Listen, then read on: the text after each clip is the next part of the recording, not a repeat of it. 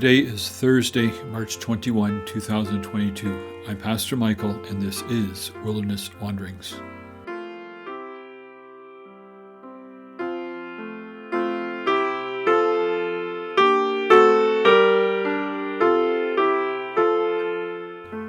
Our text is from Luke 22.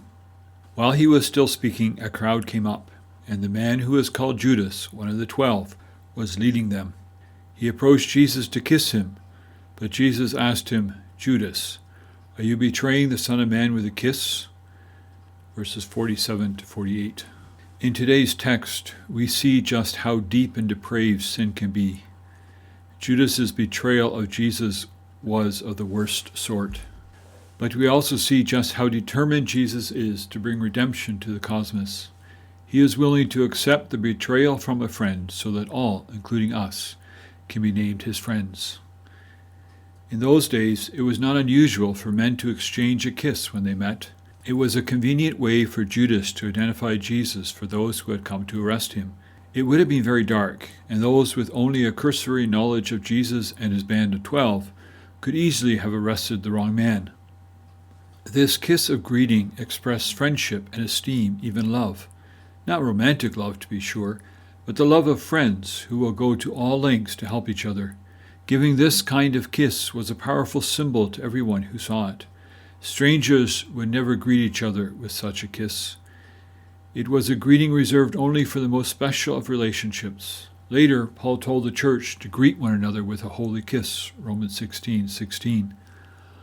On the very night of his betrayal, Jesus served the Passover to his disciples, including Judas. That meal was an affirmation of his covenant with them. Jesus understood what it meant to be in covenant. He knew he would have to lay down his life to empower that covenant and make it real. And just as Jesus affirmed his covenant to the other disciples that night, he confirmed it to Judas. Jesus extended his genuine love and commitment to Judas as he offered him the bread and cup. And Judas feigned commitment by accepting the bread and the cup as symbols of the covenant. Accordingly, this method of betrayal was particularly heinous. Betraying Jesus with a kiss was about as low as a person could go. It was like saying, "You and I are best friends forever. Now please turn around so I can stab you in the back." The kiss Judas gave was false. It revealed insincerity, bogus love, and a phony commitment. The fact that it was premeditated made it only worse. This was no last-minute accidental betrayal. It was well-planned and very deliberate. Judas played the game all the way to the end, working closely with Jesus and remaining a part of his inner circle. Then at the appointed time, Judas drove the dagger in as deep as he could.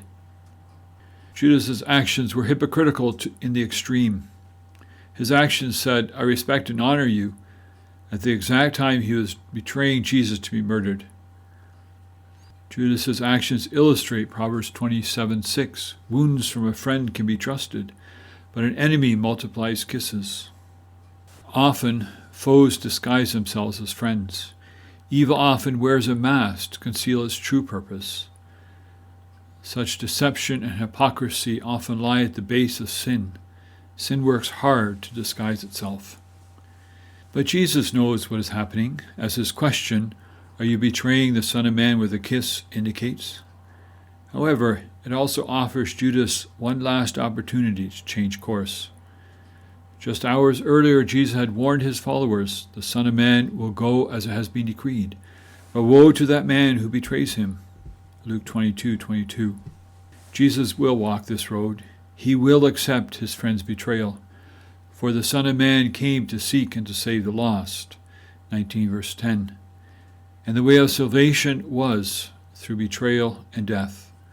The Son of Man must suffer many things and be rejected by the elders, the chief priests, and the teachers of the law, and he must be killed, and on the third day be raised to life. 9:22. As Stuart Townsend sings, "Through the kisses of a friend's betrayal, he was lifted on a cruel cross. He was punished for the world's transgressions. He was suffering to save the lost. He fights for breath.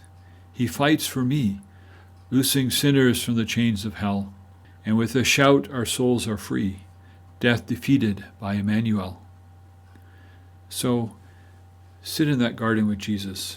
Judas and the other disciples, and the crowd coming to arrest him. See Jesus extending his hand of friendship to Judas to the very end. See that same hand extended to you. Reach out and grab hold. It is the hand of life, the hand that was dead, but is now alive, to give life to all who will take hold of it. As you journey on, go with the blessing of God.